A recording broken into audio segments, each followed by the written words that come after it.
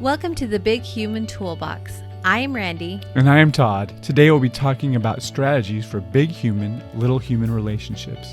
Come and join us at our dining room table as two professionals share insights, knowledge, tools, and strategies with you. Hi, welcome to our first episode of the Big Human Toolbox. Today we want to share some of why we started this toolbox.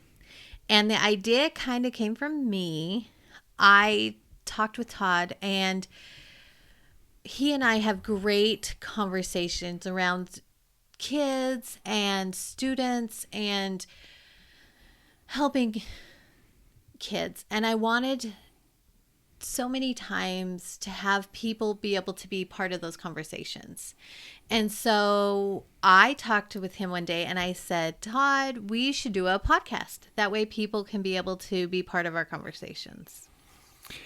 And when she talked to me about it, the first thing that came to my mind, it was just that's a lot of work, and that anything extra that takes away from family and home and school and work was just something that I didn't know if I wanted to put forth that time.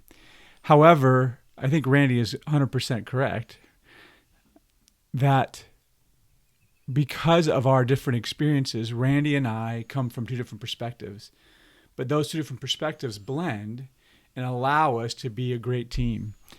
And I think that's the message, is that I know that what we talk about and what we share is so important. And I just appreciate Randi putting that fire underneath my belt to kind of do something about it.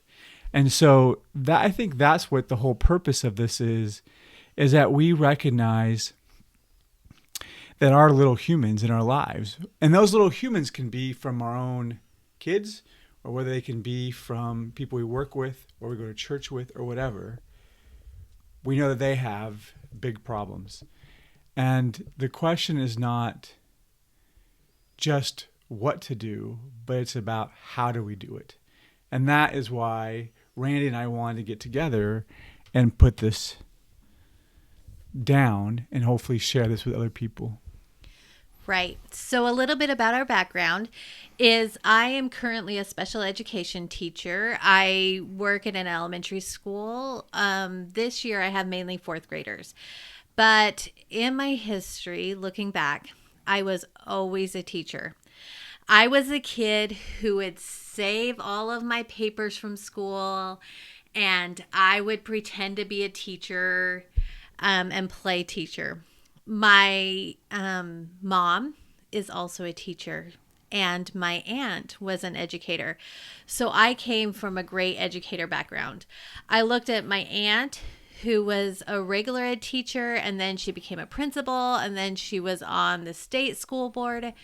And I saw my mom as she worked with kids as a paraeducator, working with high school kids, and then she went back to school and got her degree and started working with preschoolers.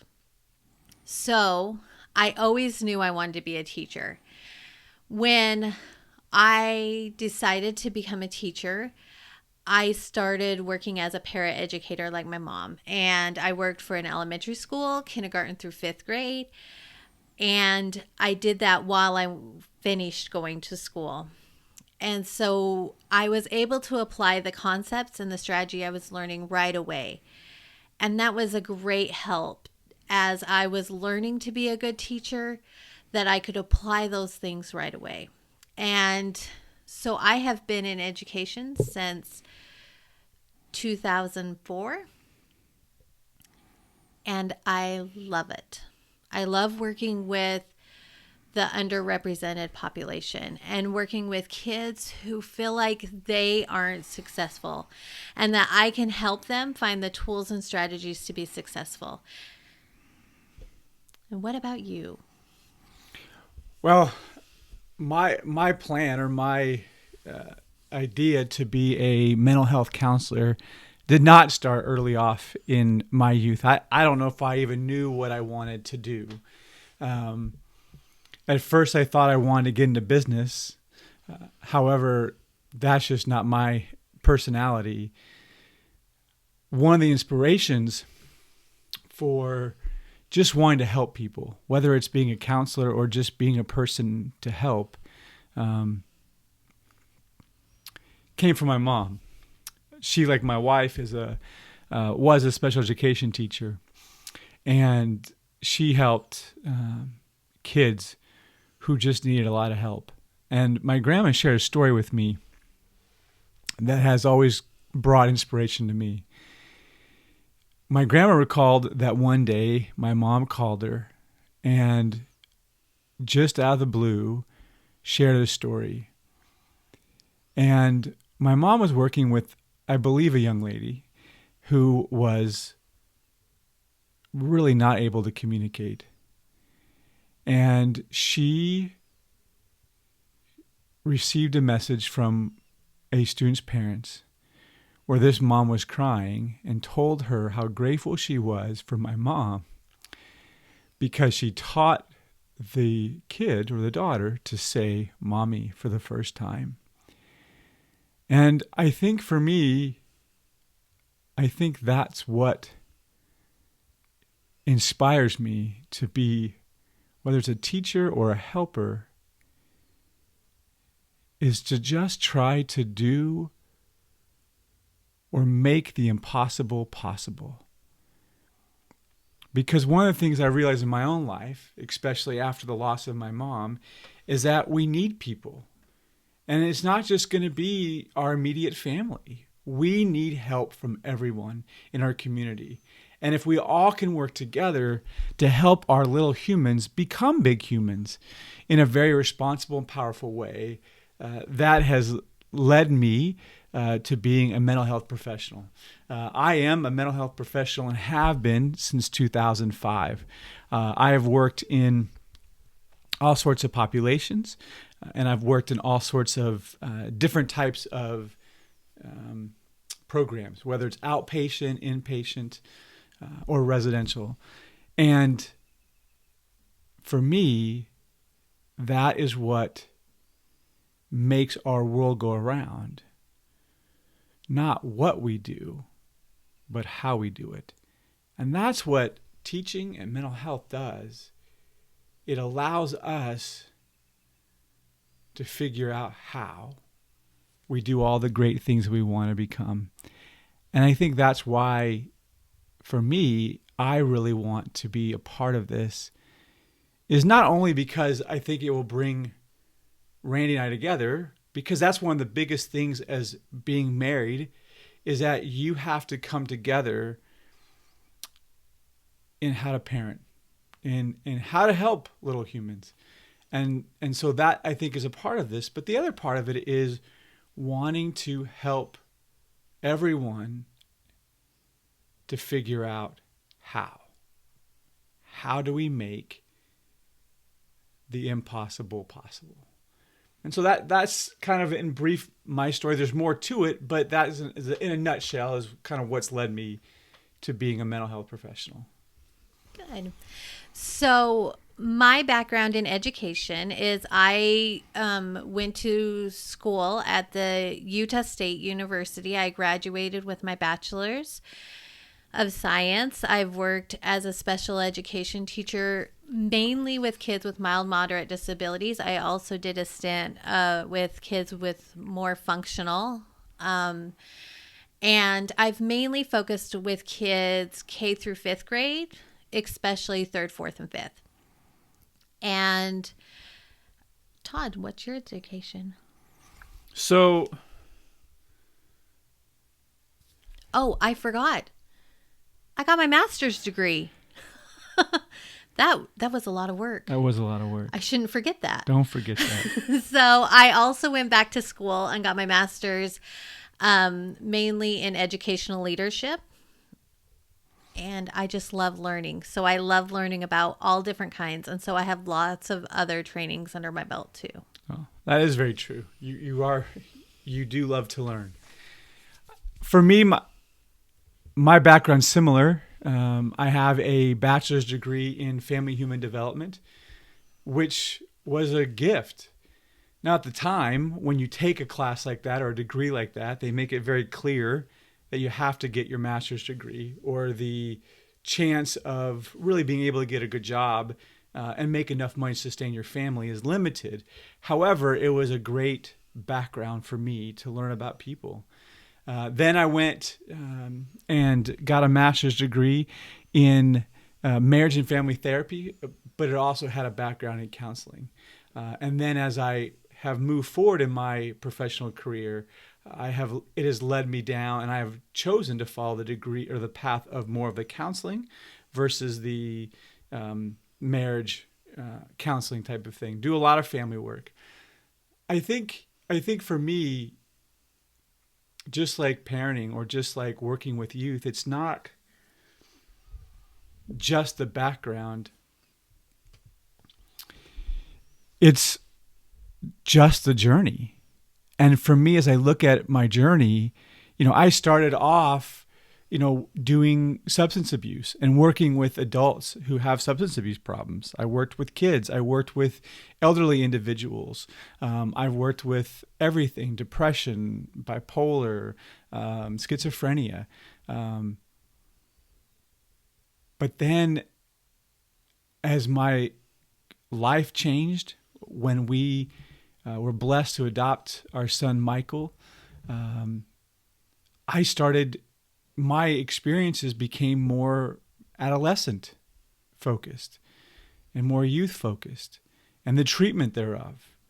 And then it led me down to working more with trauma and working with kids who didn't necessarily have the beginning places of attachment that other kids have. And so it's really interesting that we can start off with a certain foundation, but it's the journey that has led me to be where I am today, and very grateful for that journey. Good. So what I really appreciate about Todd is we met at the very beginning of his career. And so we have always had the opportunity to really grow together in our careers. I'm the kind of person who gets all snuggly, and I just like to stay where I'm at. But Todd has had so many experiences as he's worked with different people in different facilities. So he has done inpatient, he has done outpatient.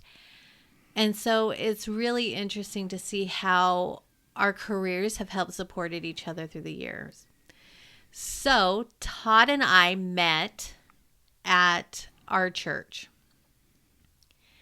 and we were blessed to be able to come together and enjoy each other, and we were able to get married. And then later, Todd and I were able to do some foster care. And I think that was a huge blessing. And I think that actually started to mold us. I mean, it really did begin to mold us. I think that was the first part of that, is just one of the things about working with little humans is you never know what's going to happen. You never know what's going to be ahead of you. And that was how our relationship started very early in our marriage, was that things just did not happen the way we would like them to. And so traditional parenting just was not in our future. And so we then looked for other opportunities that we could parent and influence kids. And that led through foster care. And over the years, we didn't work with lots of kids, but we worked with several. We had 2 specific foster kids in our home that just really transformed and changed our life. Helped us to realize that you can love anyone as long as you could seek to understand that little humans have big human problems.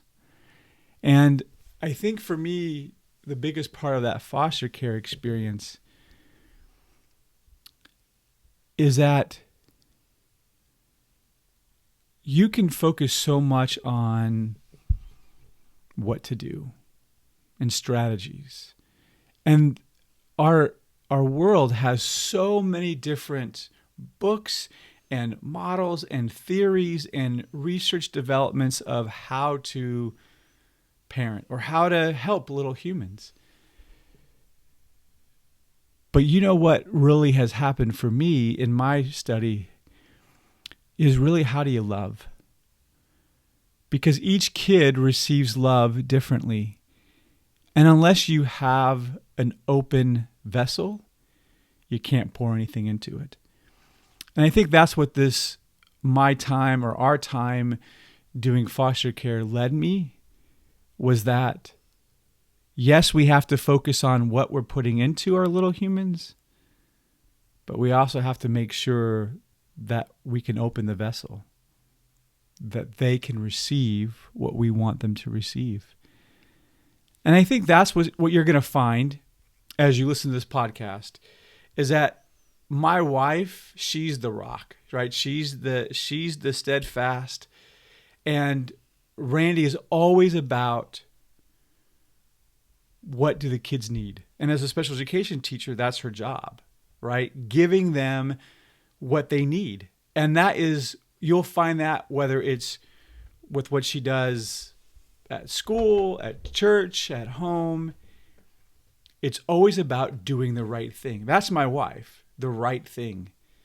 And she's steadfast in that. And so you're going to hear her focus a lot of her time and energy on the right thing. What do the kids need? And how do you give it to them? And I think what you're going to hear more from me is, how do you as a parent get there, or as a person, as a human, big human? And then also just, how do you allow or influence the little human to get what you're trying to provide? And so I think that's what you're going to hear from us. And that's what makes us so powerful together, is we have both of those things working together. Right. I think definitely I like to focus on strategies, and here are the tools in your toolbox that you can use. And I think that that's where the name Big Human Toolbox came from, is because I was thinking of all the different skills and the strategies that you can use. And the more tools you have in your toolbox, the better parent, professional, teacher, big human you are, because everybody can touch the life of a child. Every big human can touch the life of a little human. And it's not always about fixing the little human. I think I want to make that very clear from the beginning. It is not about trying to fix our little humans in our lives, but it is about bringing the right tools to give our little humans the things that they need. And I am a very action-oriented person.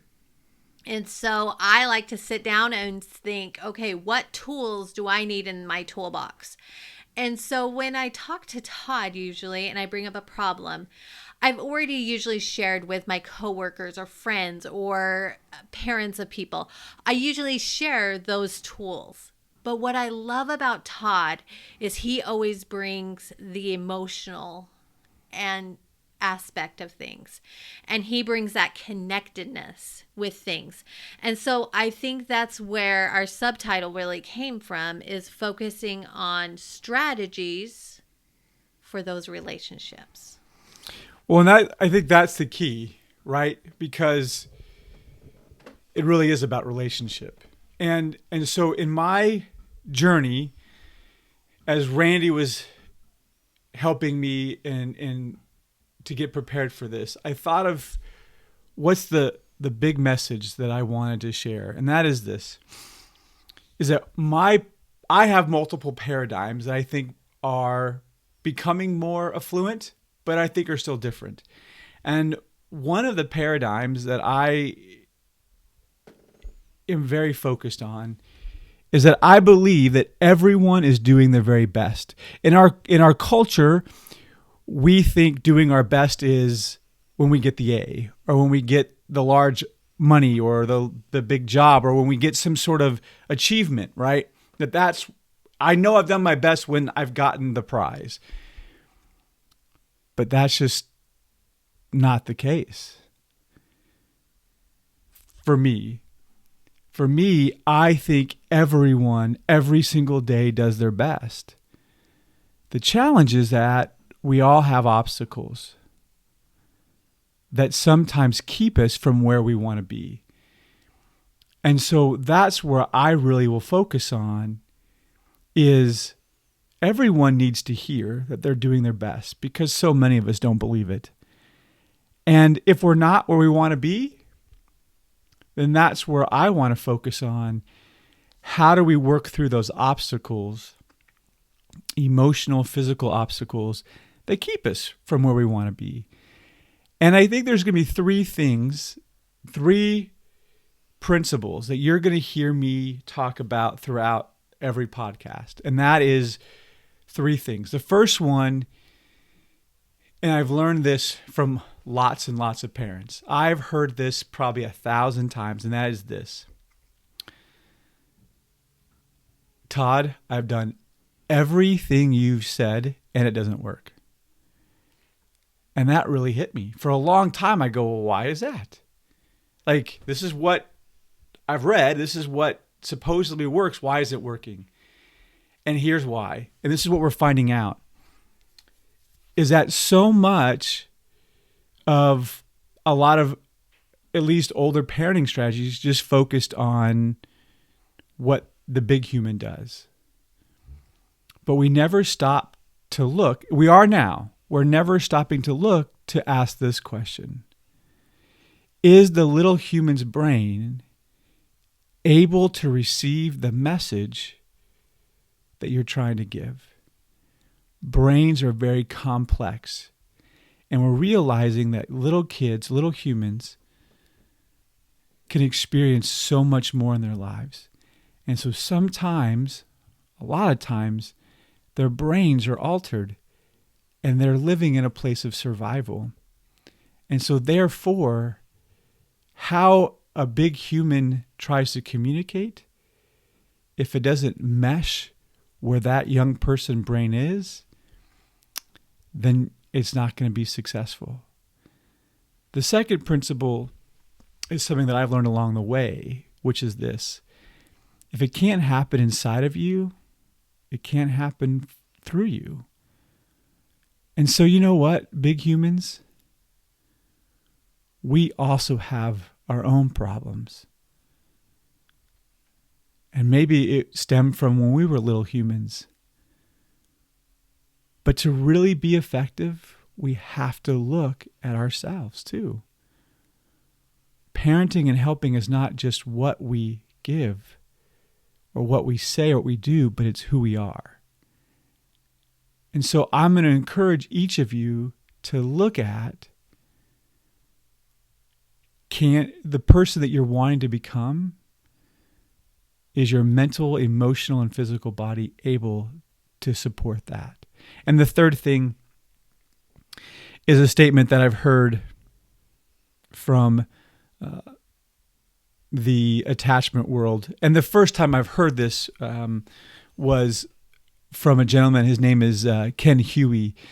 He is a professional known in the attachment world and just in the mental health professional. And he it's not coined by him, but it's something that I heard from him. And it just says that we must have connection before correction, but correction must occur. So many times we focus on just the correction, but we don't focus on the connection part of things. Because what are we really hoping for? Are we really just wanting to create obedience with people? That people will just comply to us by every single demand? Or are we looking for something more? Are we looking for relationship? Are we looking for an intimate connection with those around us, that they can feel safe and that they're and that they're not always afraid of saying the wrong thing or disappointing us. And so these are the three principles that you are going to hear me speak about throughout. And I think, and we'll see how this podcast goes, I'm going to really just allow my wife to do what she does because she's amazing at it. And then I will intercede or interject with these three things, right? How is a person's brain able to hear what you're saying, right? Anything going on inside of you that's making it hard for you to be who you want to be? And just how can we connect with them before we just try to correct what we're trying to do? And so I'm excited to see how this goes. And I'm excited to see how this podcast affects our relationship, but also hopefully it will help each one of you just become the best big humans you can be so that we can then influence little humans to become big humans as well. I like that. So here is how we want our podcasts to go, that we think. Now, first, we're going to focus on Maslow's hierarchy of needs. I have seen over and over in my professional career how kids or little humans don't always have those needs met. And because they don't have those needs met, it is very hard for them to be successful. So I think those things are the basics. And so we're going to do a little series where we're going to just talk about the needs that humans have. I also love funny stories. And we work with little humans who are hilarious. And so, especially on social media, I am going to ask you for your funny stories because we can have very emotionally charged, hard days. And having those funny stories just helps me with that release. So, quickly, I want to share one of my all-time funny favorite stories. I was a paraeducator at this time, and I was working with students in 3rd, 4th, and 5th grade. And we were working on spelling. And we were doing the dreaded there, and there. We were talking about the different spellings and how it is. And I said, okay, how do you spell there like it's their house? And one of my little humans was so excited, and he raises his hand and he said, T-H-E-R-E. And I said, well, that's close. That's actually there, like over there. And he looked me right in the eye and he said, well, then F me. And I just looked at him and I was thinking, did you just swear at me? And so, but the intent on his face wasn't what it should match if he was really telling me to do certain actions. So I looked at him and I said, well, what do you mean then? And he said, well, just give me an F then. And I realized that he did not realize what he had just told me to do to him. And so I looked at him and I was like, well, I will not give you an F. And I literally had to turn my back to the class because I was ready to burst out laughing. And so I erased something off the board. And when I had myself composed, I turned back around. And one of my other students noticed I still had a smirk on my face. And he looked at the kid, and he looked at me, and he looked at the kid, and then you saw the light bulb go off in his head. And he's like, oh. And I just shook my head at him, and he didn't say anything, luckily. But it was really funny. And so I went home to share this story with my mom because at the time I was living with my parents, and I told her this story. And so later that day, my mom was getting something out of the medicine cabinet, and my little sister was at the counter in between my mom and I. And I was sitting at the stool. My mom's like, well, why didn't you do something? And I was like, well, number one, you never asked me to. And number two, and I just went off listing stuff. And my mom looks at me deadpan and says, well, A, B, C, D, and F me then. And my little sister's eyes got as big as saucers because her mother had just told her sister to F her. And she was about to die because that is not the family I grew up in. We did not swear. We did not do that.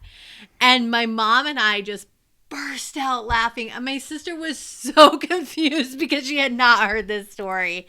And for me, this is one of those classic stories where if we always take kids at face value, we can have misinformation. But I hope to hear your funnies. I also hope to hear your successes. And I also hope to have your victories and your questions. So please, on social media, if you guys are struggling with something, please let us know, because we would love to share just years of experience and expertise that we have with you. Well, and I think that's the real idea around Randi's funny stories is two things. Number one is, one of the greatest gifts that you can give your little human is to be able to be present with them, right? Because Randi could have heard what the kid said and just reacted and really create some shame for this young man. But she was able to hold her own stuff, slow down, ask a question, which made all the difference in the world. And then it became a funny story. And it's become something that she shares all the time. And it's something that has brought joy. And that is what I hope that one of my hopes is that, you know what? Whether you're a family that has lots of little problems or typical problems, or you're a family that has big problems, right? Because of just some of the different trials of life. The real gift is, how do we be present with our little human and be able to accept them for who they are? And even if the moment they are saying something that's just not okay, being able to, in that moment, accept them and in a very powerful way to connect with them and help them feel felt with their best efforts.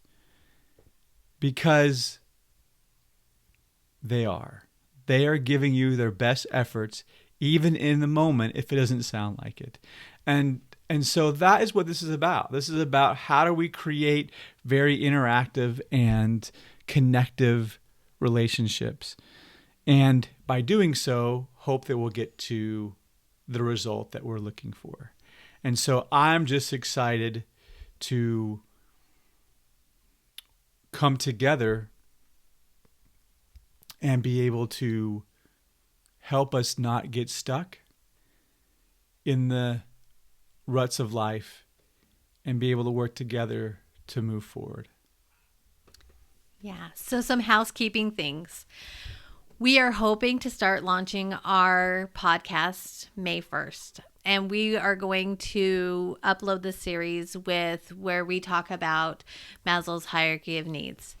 We will then try to post an episode a week.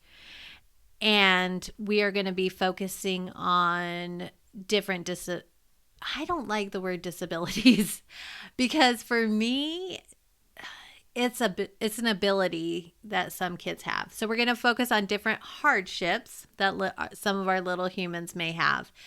We are also going to talk about some of the struggles and things that you all feel like that you need help with. And so we hope that you enjoy listening on May 1st to some of those basic needs from Maslow. And of course, please let us know through social media the things that you like and the things that you want to hear more about, because we are here to help you and help us grow. So enjoy, and thank you for your time. Thank you for taking time to build your toolbox today. If you enjoyed today, please like, subscribe, and think about leaving a rating and review. We also love comments. If you know of someone who could use the information you learned today, please share. We appreciate your time and support. Please follow us on social media. The links are found in the show notes below. Also remember to share your funnies with us. I can't wait to hear your funny stories. See you next time on the Big Human Toolbox.